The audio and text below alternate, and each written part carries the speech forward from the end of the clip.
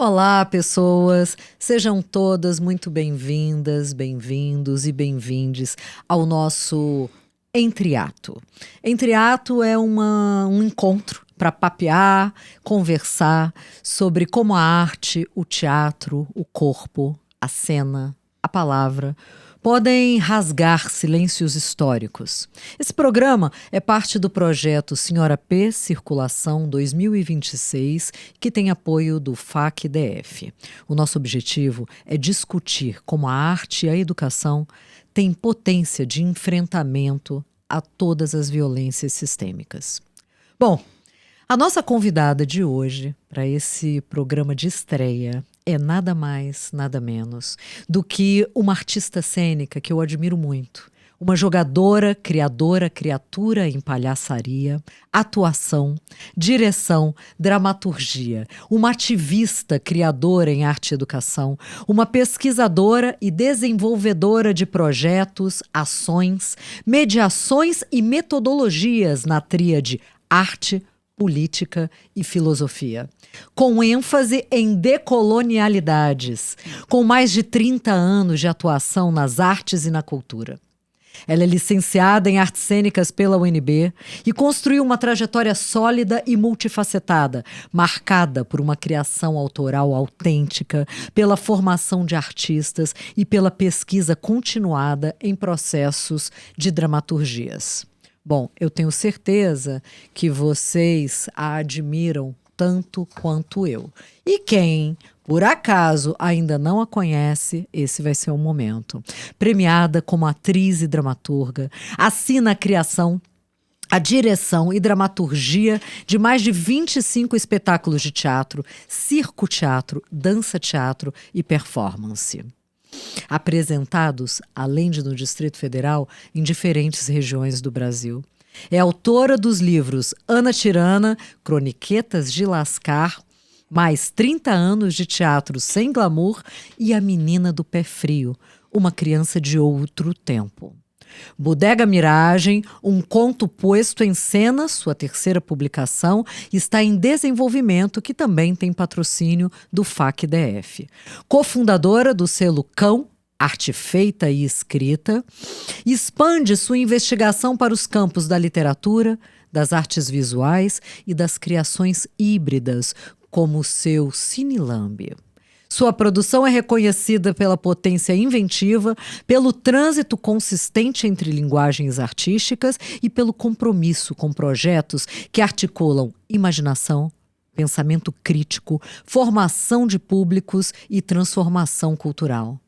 Ela provoca um abalo sísmico nas estruturas, com humor, muita ironia e pensamento decolonial. E também foi responsável pela produção do podcast Trabalho de Mesa, do qual eu tive a oportunidade de participar. Conosco, a extraordinária Ana Flávia Garcia, Ana Tirana. Nossa, que apresentação! Fiquei cansada só de ouvir. A pessoa faz tanta coisa, né, gente? É isso, né, Ana? É tanta coisa. Quando para ouvir, você pensa, gente... Quando que eu aposento? Vontade de aposentar que dá. Será, amiga? Não, a gente não pode perder essa tua força de combate na palavra. Muito obrigada por estar aqui, viu, com a gente. Eu acho que é um desafio para mim, assim, a primeira vez como entrevistadora. Então, vamos lá.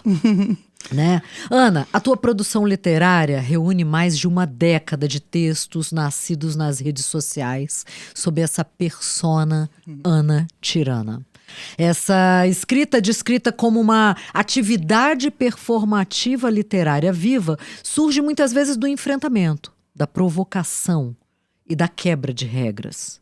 De que forma a tua produção artística age contra as violências estruturais, como o machismo, o racismo, a lesbofobia e os silenciamentos que tentam impor às mulheridades? Me conta.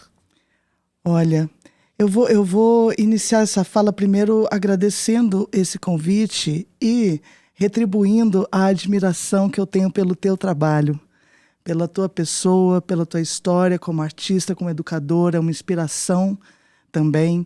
Então, acho que é muito bonito a gente preservar esse momento de reconhecimentos e rasgação de seda, por que não? Né? Porque eu acho que essa é uma das estratégias assim de enfrentamento dessas questões.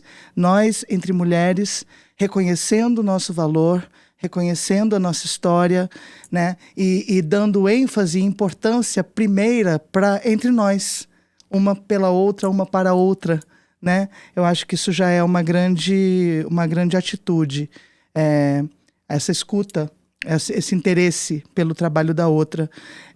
Acho que esse enfrentamento vem também de um desacato sobre o protagonismo, meio que quase que um protagonismo concreto da presença da masculinidade cis heteronormativa, muitas vezes, né, na construção do pensamento, seja no teatro, seja nas artes, seja de uma maneira geral, seja na política, né?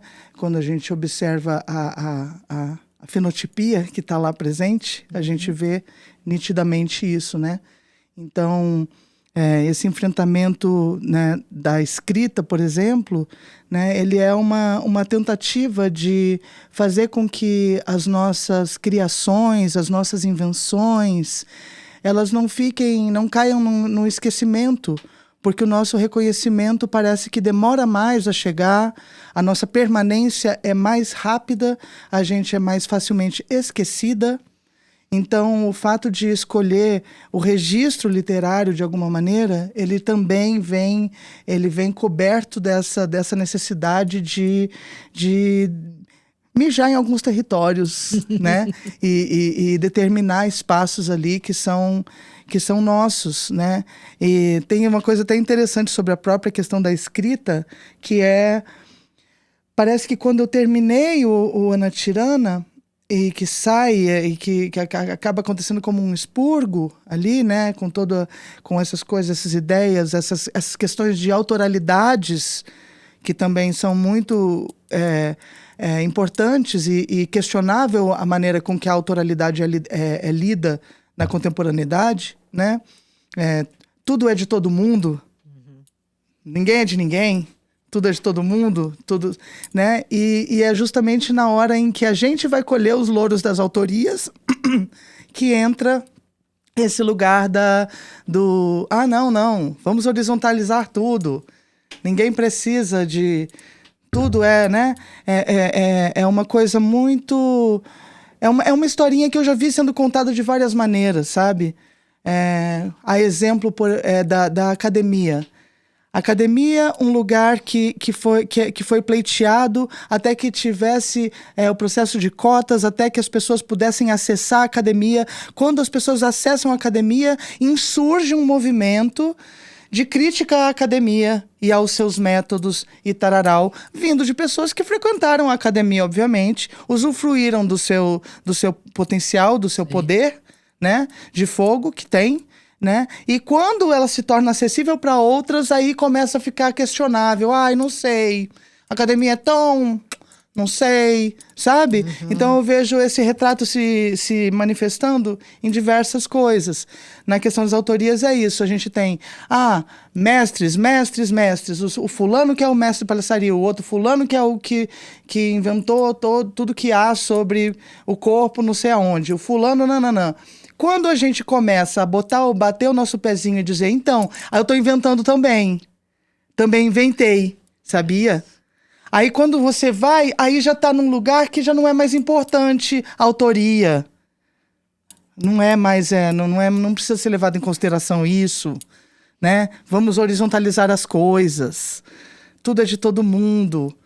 E sim, tudo é de todo mundo, mas sim, não dá para deixar de ver que na hora da onça beber água, na hora da pessoa negra que demorou um tempão para entrar dentro da academia, ver a academia sendo questionada e desimportada de alguma maneira, na hora que a gente consegue ganhar representatividade em autoralidade de ideias e de pensamento sobre teatro, sobre palhaçaria, sobre coisas, é a hora que isso começa a ser magicamente desimportado, sabe? Sim. Então, eu acho que isso faz parte de um mecanismo, assim. Eu me sinto um pouco obsessiva, porque o olho, uma vez que vê essa padronagem, ele não deixa de ver nunca Sim. mais. Sim, não... Né? Assim como as microviolências, assim como, sabe, a gente... É isso, preferia não... preferia morrer burro, né? Daí sofria menos o nosso querido Raul Seixas fala isso, né? Ana, teu Mas... texto é brutal, né? Ele atinge a gente. Quem não conhece, não sei para onde que eu posso mostrar, acho que aqui, né? Quem não conhece essa obra maravilhosa, é um registro, né, em 3 volumes, extraordinários. Estigma, o primeiro deles, Sim, né? Que eu tenho assim uma é um paixão queridinho, específica. né? Ai, meu Deus, não tô saindo. Aqui, esse, né? Assim, ele traz pra gente vômitos, né? Vou dar um exemplo, tá? Tá. Tô que nem aquela pedra dura que tanto a água bateu que furou e virou coral. Tô virada na tempestade. Tô copo dessa mesma água. Então, assim, quando a gente pega, né, um recorte micro que seja, a gente vê o teu discurso intempestivo, uma desacomodação, né? Um incômodo, uma urgência de protesto, Sim. né?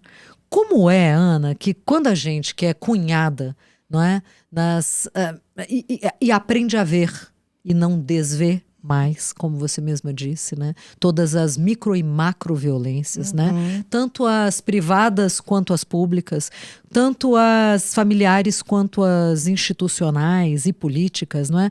Como é que a gente mistura tudo isso num balaio e leva para a cena, e leva para o texto, e leva para o discurso? E como é que a gente impregna isso na gente e nas outras pessoas com as quais a gente dialoga teatralmente, poeticamente, politicamente, até mesmo nas redes sociais, como muitas vezes eu já vi você fazer, Sim. né? Eu acho que é bem desafiador fazer essa costura, né? Dessas coisas. Eu acho que talvez eu faça a escolha de exemplificar algumas histórias, Perfeito. porque assim fica bem nítido, né? De compreender.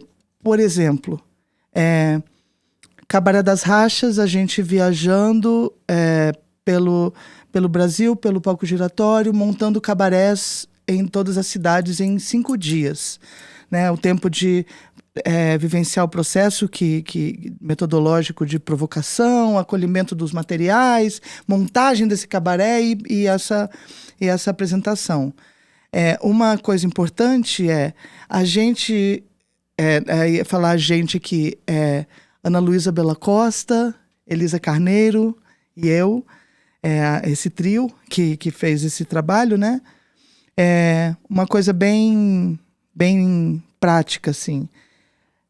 Em alguns movimentos, na hora de fazer a virada para dirigir o cabaré, porque a gente também estava em cena, a gente esteve junto, né? Tudo era junto, tudo era todo mundo fazendo, né? Não tinha um pouco esse lugar de sentar e ser quem orienta, ou coisa assim. Era uma coisa bem tramada, assim, entre mulheres.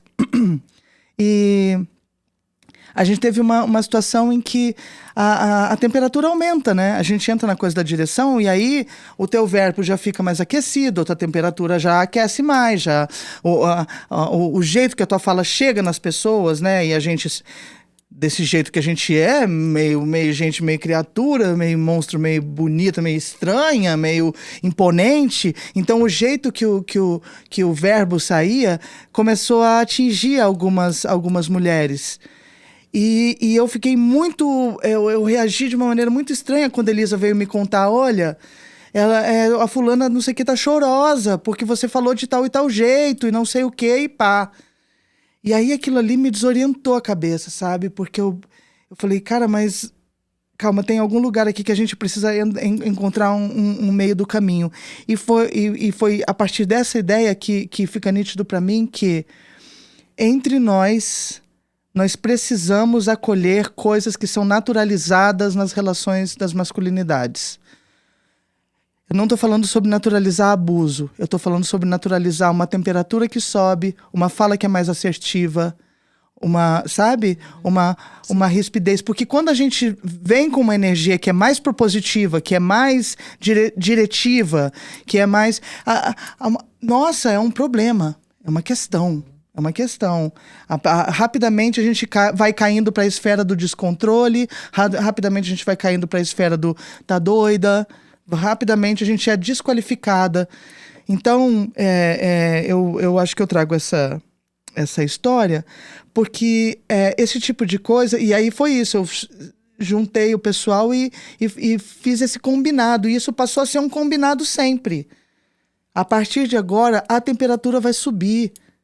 Não tenho como ficar medindo palavras para X ou Y. E também não esperem de nós apenas palminhas porque estamos entre mulheres. Porque existe uma condescendência também dentro de alguns movimentos que não fortalece, no meu ponto de vista. Uhum. Que eu acho que a gente precisa de também conversas difíceis entre nós. Sim. Porque aportar e dar apoio e suporte não é só sobre aplaudir qualquer conversa e qualquer atitude ou qualquer, né? Então, isso já acho que é uma pista metodológica de coisas que a gente vai trazendo para equalizar esses espaços, né? Como que eu posso assegurar espaços... como que eu posso trazer espaços seguros para a gente de trabalho, dentro da arte, dentro das investigações, né? Em que a gente não precise ficar pisando em ovos, que a gente entenda que a gente parte de uma base, e essa é a grande coisa, a base, a estrutura da ação, da conversa, do encontro, da feitura, precisa ser antecipadamente acordada num território de respeito e segurança. Essas coisas serem ditas, serem deixadas nítidas nos processos, para mim já é uma pista metodológica, sabe? Partimos daqui. Então, não estaremos invadindo, e isso é um acordo, mesmo se a temperatura sobe, se eu preciso falar, fulana, não é tua vez, sai, é a próxima, tu não vai sair daqui ofendida comigo. Sim. Talvez, né os corpos tão ressentidos, sim, né? Talvez tenham certa dificuldade mesmo de entender. Eu entendo isso que você fala, acho que eu também sofro um pouco dessa... Acho que eu sou perseguida um pouco também por essa tendência à ênfase né, e à potência da própria voz, do próprio sim, instrumento, né? Que dependendo da nota... né, dramaturgicamente, ela já traz um peso que outra nota não teria, né? Se fosse talvez 3/8 acima. Sim. Né? Mas te entendo. Quero trazer também uma questão, porque o Cabaré das Rachas, né, foi um trabalho que circulou um palco giratório, né, que vocês tiveram a oportunidade de cruzar com outras mulheridades aí ao longo desse Brasil gigante, né? E como foi, eu sei que vocês, né, discutiram comicidade, palhaçaria, método de trabalho, né? Como é que essa estrutura conseguiu tocar nas feridas, né? Porque eu sei também que você parte muito de materiais, né? Autorreferenciais, né? Sim. A tua vida como matéria de trabalho, aquilo que eu gosto de chamar de autobiograficção. Que eu né? amo esse conceito seu, muito legal. Que eu acho bacana, que dialoga aí, né, com a autoficção, com as histórias, né, de outros teatros, né, para além, que são os teatros do real, né? Como é que essa força da palhaçaria, como é que essa tua energia, né, de motivadora de processos criativos, no processo aí do Cabaré das Rachas, fala só mais um pouquinho pra gente, porque eu acho que é, né, um projeto incrível, né? Como é que ele propiciou que as pessoas colocassem na mesa, colocassem em cena, no palco, né, suas fragilidades, seus temores, e de forma irônica, cômica, provocadora. Me conta só um pouco mais. Sim. Sobre isso, eu acho que tem dois aspectos que vale a pena trazer, porque acho que vai ajudando a gente a mapear aí essas histórias. Um deles é a questão da própria estrutura da piada, da estrutura cômica, né? Eu comecei a perceber que a gente tinha muito assunto sério para tratar. E era muito desafiante pensar em como fazer isso ficar leve, porque não é leve. Porque não tem graça, Sim. sabe? E isso virou um tumulto dentro de mim, e batendo cabeça e conversando com Elisa, que a Elisa é a parceira primeira da forjação da metodologia, é a que a gente estava mais juntos, a nega chega depois, Ana Luísa. Então eu com a Elisa fritando aquilo e tal, e de repente eu entendi que a gente poderia vertiginar um pouco na estrutura do cabaré e trazer, dentro da ideia de show de variedades, sim, um espaço para tensionar coisas. Na primeira edição do Cabaré, que foi a que conquistou estava lá o lugar certo na hora certa, os caras do Sesc que viram e acharam legal e indicaram e coisas assim, o que tinha? Eu fiz um mic aberto. Então, todo mundo que estava ali sabia que entre uma cena, outra cena, teria ali um momento mic aberto, que uma das mulheres iria ali e falar algo que fosse importante para si. Maravilhoso. E eu fiquei observando que que aquilo funcionava muito bem, que aquilo não estragava o fato de ter humor, que aquilo não comprometia em nada a lógica da dinâmica do fervor, do cabaré, do show, do riso da graça. Muito pelo contrário, aquilo dava amparo, porque vinha uma coisa séria e de repente vinha a gente tentava fazer um tratamento daquilo, aí vinha uma coisa que tinha uma pegada mais poética e desmoronava pro humor. Então, essa lógica dessa presença que tensiona ou que emociona de uma outra maneira, que não é gargalhado, riso e tal, começou a fazer parte da estrutura das piadas, das cenas. Foram cenas foram criadas e acompanharam meio que o cabaré ao longo das viagens, né? Numa delas, assim, tem a seguinte proposta: entra uma mulher só, ela se interage ali com aquele espaço, mas principalmente consigo, tem uma música linda, emocionante, as pessoas se encantam por aquela figura ali, só simplesmente sendo, e de repente chega uma e vai trançar o cabelo dela, ou fazer um carinho, fazer uma coisa. O nome da cena ficou Tranças. É uma cita sobre aquela cena icônica sobre ancestralidade, que tem uma que trança o cabelo da outra, e vem uma mais velha e trança o cabelo, e é linda aquela imagem. E aí a gente vai compondo aquilo numa música linda, e aí aquela emoção, fica todo mundo assim, sem entender direito o que está acontecendo. Então vem uma, vem a outra, trança, vem a outra, chega, trança. E aí chega uma que acha aquilo bizarro. Quando ela chega, essa é a presença cômica. Ela chega depois que tá todo mundo lá encantado com as tranças, entra uma e tipo, ai meu Deus do céu, eu não acredito que eu vim nesse negócio. Então, a quebra daquela poesia jogava a gente para uma estratégia cômica muito eficiente. Porque depois ela tinha que ir lá trançar o cabelo da outra, achando aquilo super esquisito, e já virou a gag, já virou Sim. a piada, já virou o humor. Então foi ali descobrindo que a gente pode fazer esses trânsitos mais vertiginosos, que isso talvez tenha a ver com o humor que trata das questões das mulheridades. Lugares em que a gente... quebrar. Essa quebra da expectativa, que é uma técnica já utilizada, é uma tecnologia do riso, né? A quebra da expectativa e tal. Mas isso aplicado ali em situações que, sabe, que que traziam um emocional ali, e a gente começou a fazer essas quedas bruscas, assim, de repente, cenas parodiando o estereótipo dos caras e Sim. coisas assim, né? Eu acho que isso é uma coisa de um humor que a gente foi descobrindo ali, como fazer, como trazer as questões e como burilar as questões sem desrespeitar as questões, mas também trazendo, né, outras roupagens e tal. E a outra coisa que eu acho que é importante dizer, que é essa perspectiva da sororidade como metodologia, como estrutura de dramaturgia. Ao invés da gente lançar uma palhaça sola para fazer um número que talvez colocasse ela num lugar instável ou mais difícil, de mais pressão e tudo isso, a gente começou a trabalhar com a ideia de o grupo estar sempre em cena. O grupo estava sempre em cena, nos cabarés as mulheres estavam sempre lá, apoiando.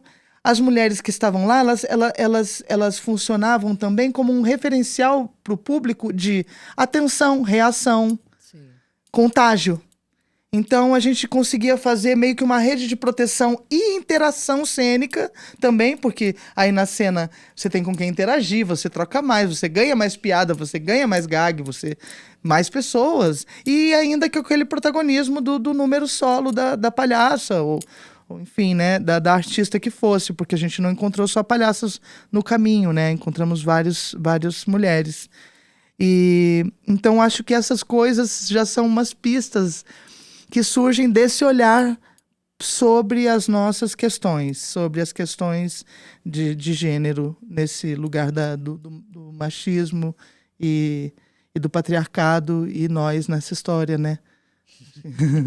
Boa, Ana, obrigada. Bom, eu quero fazer um jogo rapidinho pra gente começar a se encaminhar pro fim. Tá bem. Tá? Assim, é uma dinâmica rápida. Eu vou dizer uma palavra e você diz a primeira frase que vier na sua cabeça, tá? Não precisa fazer sentido, não tá precisa, né, ter uma história. É mais pra gente ter essa impressão, né, de como é que a gente tá funcionando aí nas nossas associações. Tá né? bem. Então vamos lá, hein? Primeira. Tá bom. Teatro. Teatro, dádiva e maldição. Boa. Silenciamento. Uma tarja que não cabe mais na boca de ninguém. Palhaçaria.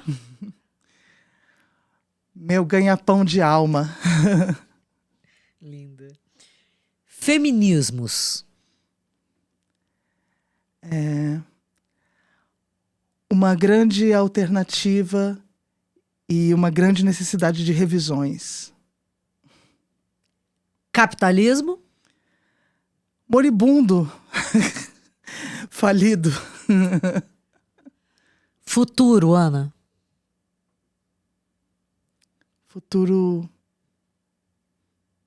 Vida suave, vida mansa, vida macia. Coisa linda. Obrigada, Ana. Obrigada demais. Gente, é poesia pura, não é? Mas ainda não acabou não, tá? Eu quero levar pro final, Sim. assim, né? Com uma questão que eu sempre, né? Você é uma operária de longa data, né? Eu também me identifico muito também com esse adjetivo, né? A gente, né, é atriz, aí às vezes a gente tá lá no glamour do palco, né? Mas eu acho que esse não é o porquê a gente faz, né? A gente tem esse trabalho árduo de construção de pedagogias, né? Bacana quando eu te escuto falar desse desenho da tua metodologia de trabalho, né? Que também as tuas investigações da metodologia das escritas, né? Das escrituras, tanto literária quanto dramatúrgica, né? Mas eu quero saber o seguinte, né? Você defende muito a dignidade do tempo de criação. Né? E a necessidade de políticas públicas de seguridade social para quem faz arte. Como é que a vulnerabilidade financeira das mulheres artistas também se desdobra em uma forma de violência institucional que sufoca, né? que que muitas vezes paralisa, que muitas vezes joga a gente para fora, né, daquilo que a gente é mais potente em fazer. Então, queria que a gente, né, usasse esse teu olhar, que é um olhar poético, político muito importante também sobre o nosso fazer, para a gente se encaminhar para o fim. Sim. É até complicado, né? Porque essa questão das seguridades, eu sinto que é uma lacuna que a gente não tem exatamente um caminho para suprir. Eu tinha, inclusive, muitas expectativas para esse momento político que a gente vive, sobre mudanças nesse sentido, né? Sobre interesses nesse sentido. E aí a gente volta lá no capitalismo maldito, né? Porque como só tem interrogações. Como fazer, como equalizar, por exemplo, a questão de uma artista mãe, de uma artista periférica? Como equalizar essa questão? Que tipo de política pública se pensa numa situação dessa, para essa cena?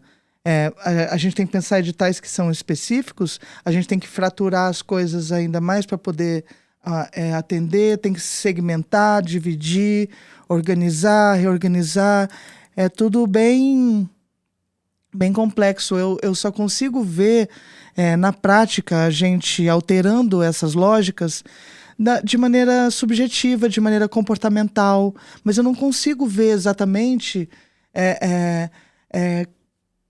coisas que estão nesse espectro maior das políticas públicas. Consigo ver a gente, por exemplo, nos priorizando em projetos, priorizando compor um time que tem mais mulheres e deixando de reproduzir as lógicas de exigência sobre uma mulher mãe, uma mulher que tem criança, uma mulher que, né, uma mulher mais velha, o etarismo como né? As mulheres que estão que têm as questões racializadas, as mulheres trans.